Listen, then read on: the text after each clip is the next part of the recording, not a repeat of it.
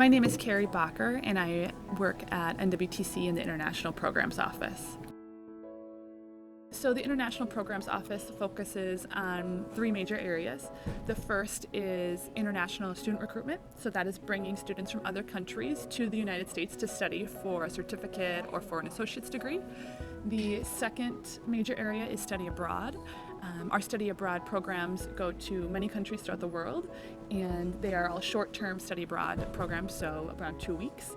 And then the third major area that we work on is internationalization of the curriculum, and that is working with faculty at the college to help them infuse international themes into their curriculum. I did an application. I had to apply to come here, and I really didn't know exactly what school my program could take me to, but I just got myself here, and well, I loved it. It was just my program as the one that decided what school I was going to. Otherwise, I just applied to come to the United States. It's a little weird. A normal trip would be a faculty member would say, I'm interested in a trip to this area for this focus. It could be architecture or welding, or in our case, just business in general. And then they would propose the trip, they would study where to go, they would make contacts. There's international department helps them to kind of bridge that gap. And then once that's all just settled on and the school says, yep, that's a trip we could do, it looks like a good trip, then they open it up to the students to say who would like to do it. I come from Kenya, in Africa, and that's in the eastern part of Africa. I grew up in a small town close to Uganda, so it's a border town. And I got to learn about the study abroad opportunities through my high school, because I recently graduated from high school. And so it's through my high school that I got to learn about this. So the administration recommended me to apply for the scholarship. When I was in college, I also studied abroad. I studied abroad in Mexico, and I had the opportunity, I received a grant or a scholarship to do an internship in Bolivia.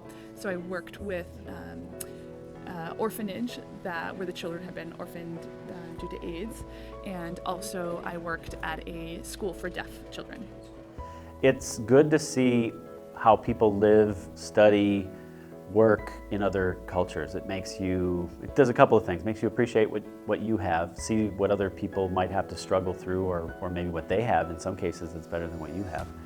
And just appreciate that there's other people in other places that are just like us, but maybe have a little bit different language or a little bit different look, or their business might be a little different. But it's good to kind of talk with them and see those other cultures. I think that's invaluable for any student. It feels good meeting students from different parts of the United States who believe differently than I, but then we sit down in class and discuss, and we embrace our differences and respect each other's opinions. So instead of just learning for a few hours a day in a classroom in the United States, you're learning 24/7 while you're in another country. But even if you're not ready to study abroad, meeting an international student can be a great way to learn about another culture, or attending our programs on campus. No matter what career they're going to go into, we'll have some way that they are working with people from other countries, or products from other countries once they enter the workforce. So we really want our students to be prepared to be culturally competent. If a student is interested in study abroad, the first thing that I would recommend they do is go to our website at nwtc.edu and click on Study Abroad.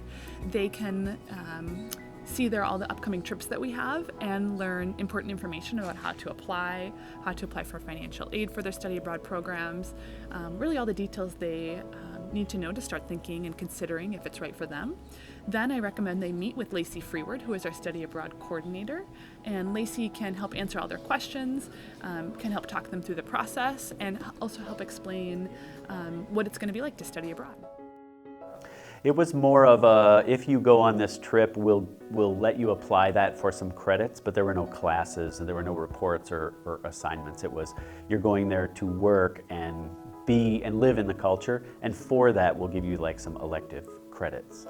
And then I just was like, well, I don't really need the credits, I'm just gonna stay and live. And that was the last.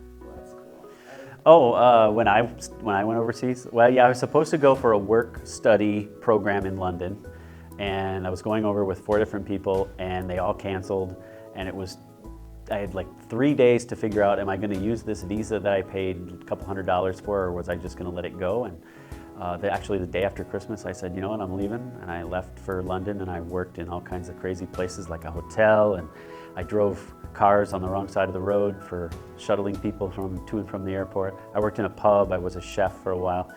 And then after 6 months, you were supposed to be done and come back home, but I liked London so much I stayed.